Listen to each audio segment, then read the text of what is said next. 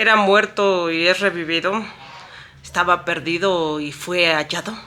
Bueno, esta situación la podemos ver ilustrada con tres hermosas parábolas que nos da Jesús. Recordemos que las parábolas son esas ejemplificaciones donde siempre Dios hábilmente nos hace tener una comparativa profunda de nuestra propia existencia con lo que Él precisamente está diciendo. Se usan parábolas porque aún es más impactante cuando uno genera un conocimiento y no un aprendizaje. Es por eso que siempre los profesores utilizan ejemplificaciones y preguntas para afianzar este conocimiento y quede muy dentro de ti. Ahora bien, hay que ver hasta lo interesante que es el comienzo de estas parábolas en Lucas capítulo 15.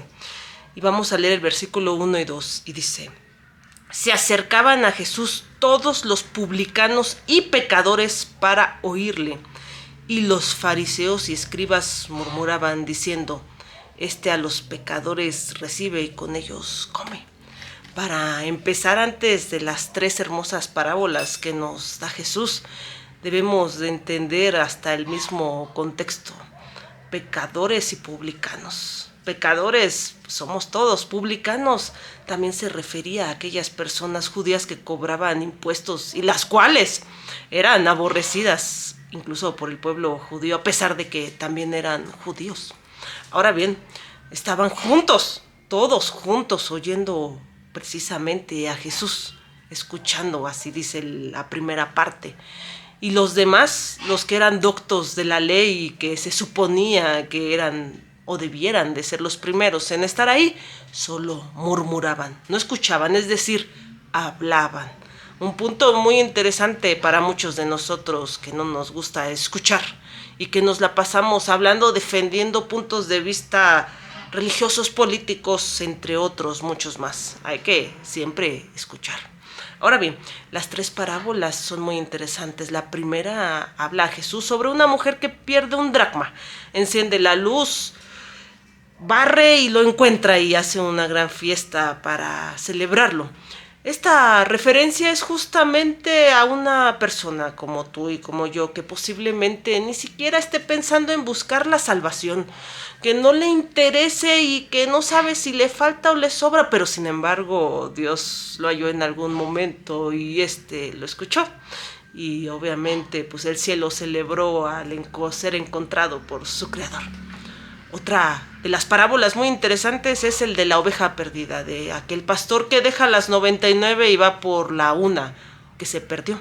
Al encontrarla la lleva gozoso en sus hombros e igual hace una gran fiesta, y Jesús lo compara como la fiesta que se hace en los cielos con los ángeles.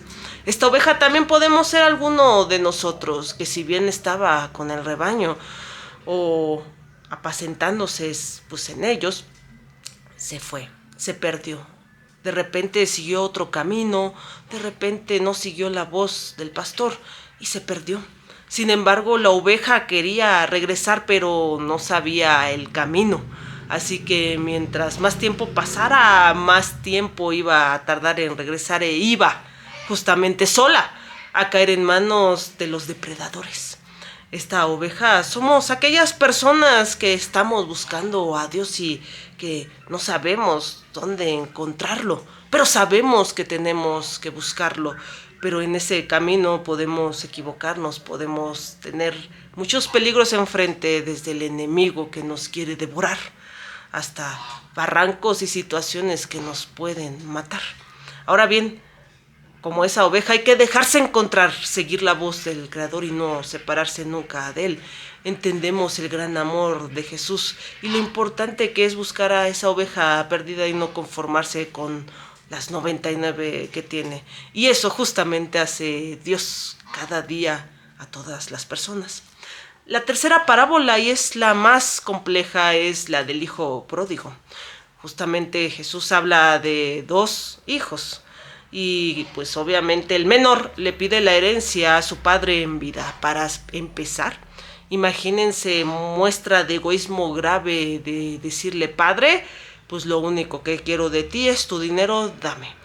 así también somos nosotros, porque nos creemos dueños de esta vida, a pesar de que sabemos o conocemos que no es nuestra, pero nos queremos sentir dueños de eso y de nuestras propiedades, cuando justamente son todas de Dios.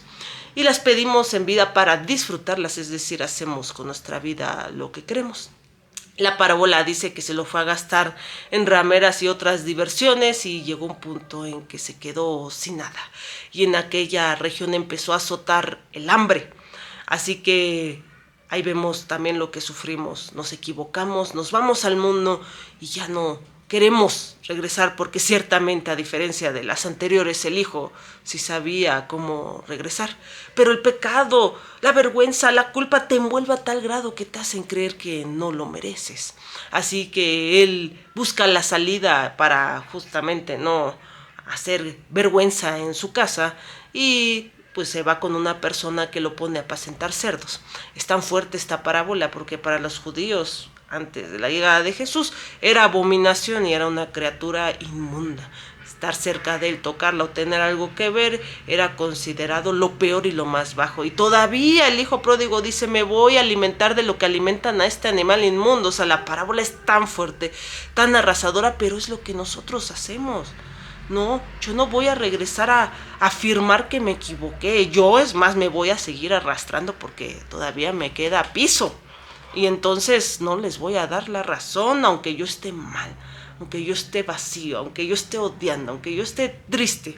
Y estamos perdidos en ese mundo de locura, de voces del enemigo, pensamientos inocuos que nos hace tomar malas decisiones.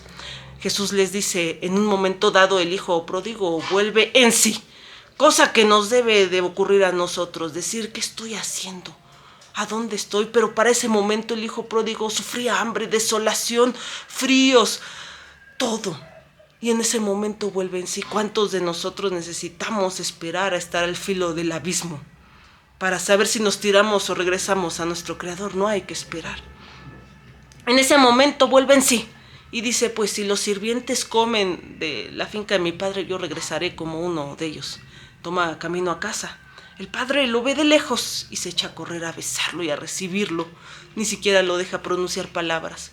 Otro punto erróneo que a veces nosotros también tenemos, que creemos que para acercarnos a Dios necesitamos estar limpios, necesitamos hacer algo, necesitamos dejar primero ese vicio, porque ¿cómo Dios nos va a recibir así? Necesitamos limpiarnos de esa actitud mala, de esa circunstancia temerosa. Tengo que dejar de robar, tengo que dejar de fumar para acercarme a Dios, porque yo no me puedo acercar sucio. Otro error grave, tan grave, porque aquí la historia, el padre no se fijó en que estaba limpio, no le dijo a los sirvientes: limpienlo, báñenlo, porque mi hijo viene muy sucio. Se acercó, lo recibió, lo besó tal cual venía el hijo. Lo que siempre debemos de hacer nosotros: llegar al Creador como estamos. No necesitamos hacer nada, tenemos que ir, solamente ir. Y en ese momento les dijo: pues vístanlo, cámbienlo y vamos a matar al becerro más gordo. El hermano mayor, pues viendo que le hacía fiesta, se enojó, cosa que a veces también nos pasa cuando estamos dentro de la iglesia. Nos enojamos porque creemos que si nosotros pudimos superar las circunstancias adversas para estar con Dios, los otros deben de superarlas para entrar a la presencia de Dios, y otra vez estamos cometiendo un error grave, y ahora es el del hijo mayor. Así que el padre va a buscarlo y le dice: hijo, pues tu hermano estaba muerto y revivió. Estaba perdido y fue hallado, y lo dijo 2 veces en la parábola, haciéndonos entender que tú ciertamente también puedes ser como el hijo mayor y ver no personas necesitadas de Dios, sino personas buenas y malas, y que en la iglesia solo debe de haber buenas. Y créeme, cometemos un error grave. Y así como el hijo pródigo, Jesús nos deja muy en claro algo: todos estamos muertos sin él. Es decir, hablamos de una muerte física, sí, todos vamos a morir, porque este cuerpo de carne necesita llegar allí. Pero Jesús se refiere a un reino espiritual, uno que no vemos con estos ojos, pero que sentimos con nuestra alma. Ese reino espiritual que nos hace justamente acreedores con el solo hecho de regresar a Él, de volver a aceptar su amor, de regresar a donde nunca debimos de salir. Así que Entiende que en esta vida cristiana puede haber tropiezos, puede haber situaciones adversas que no controles, pero yo te aseguro algo, el único secreto es siempre regresar. Y cuando estés ahí, no irte. Si pisas un pie afuera, vuelve a regresar. Si te alejaste 2, 3 metros, vuelve a regresar, pero siempre regresa hacia Él. Solo así podemos entender justamente lo que Dios nos quiere decir. David lo hizo tantas veces. Fue un hombre adúltero, asesino, con sangre en sus manos, pero Dios lo llamaba conforme a su corazón, porque David no se cerraba. David entendía y doblegaba su alma hacia su creador una y otra vez las veces que se equivocaba. Dios no quería personas perfectas, sabía que la perfección solamente está recorriendo este camino a su lado. Pero la diferencia de David era que lo reconocía. Reconocía su vulnerabilidad, su debilidad y la falta de Dios y regresaba corriendo para ponerse a cuentas, para que Dios lo limpiara, para que Dios le siguiera dando una oportunidad, porque Dios ciertamente no da una, da muchas, da todas. Cada segundo de tu vida es una oportunidad. No sabemos si hay un mañana, así que no pierdas el tiempo. Como aquel dracma, oveja o hijo pródigo, regresa. Y como aquel hijo mayor, piensa 2 veces antes de tener un comentario desatinado, antes de alejarte por estar en desacuerdo con las ideas del lugar de tu congregación.